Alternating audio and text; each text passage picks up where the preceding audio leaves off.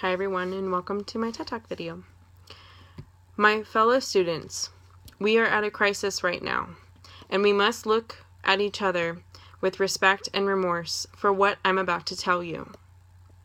I have done the research and I know the facts. We have become a nation so divided that we do not realize what is happening in our own communities, especially in the southern states of the U.S. Since the election of Trump, his presidency has sparked a public interest in immigration affairs and minority labels. The New York Times has stated, the CCA, or the Corrections Corporation of America, and GEO's stock has increased over 100% since Trump's inauguration.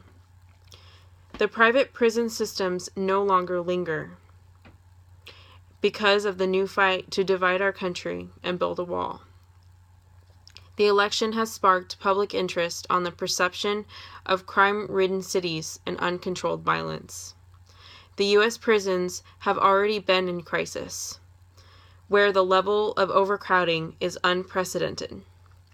The Clinton administration caused this mess, and Trump's administration has made it worse.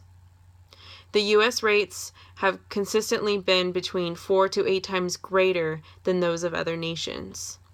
With private prison systems on the rise and unregulated policies and conditions within the prisons, we could only hope that every human being is treated with respect and proper due process of law. We know as students that Trump's perception is wrong, that crime has been decreasing with restorative justice policies being implemented in the prison populations. Yet, private prisons thrive. Parents are being taken away from their children, and children are being put into foster homes. Increasing corrections and social justice spending, all because he wants to make immigration policy stricter. We cannot help each other if prison becomes more institutionalized, and we do not have the programs to help inmates reintegrate back into society. The recidivism is going to increase if we do not push a stop to the power of private prisons being born. Here is what Trump doesn't know. Here is a picture of an all-men's private facility.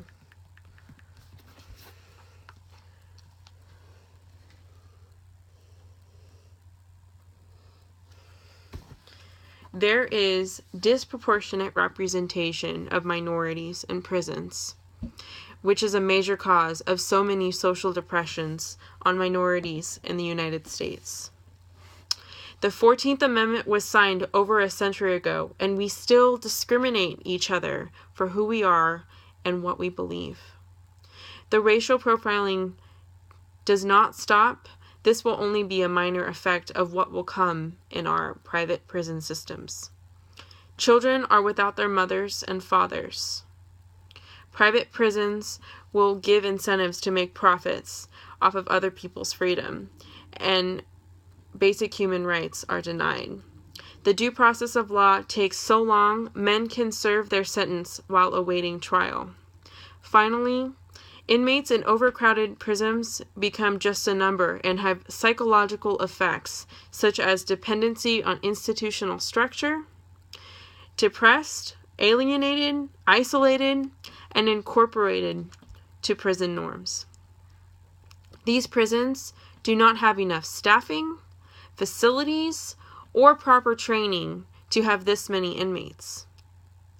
States' prisons have 4 officers on guard versus 2, and 90 days of training versus 30.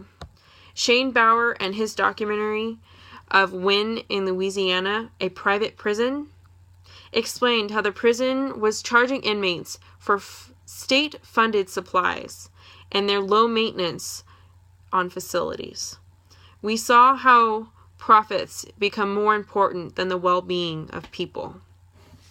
When you look at this image that I recently showed you, I want all of us to remember that corrections should not just be about punishment, but also restoration. The social justice and criminal justice systems can work together to help people. But the biggest threat is giving the American people the wrong perception about solving crime is incarceration and punishment. Thank you for watching my video. Please comment below.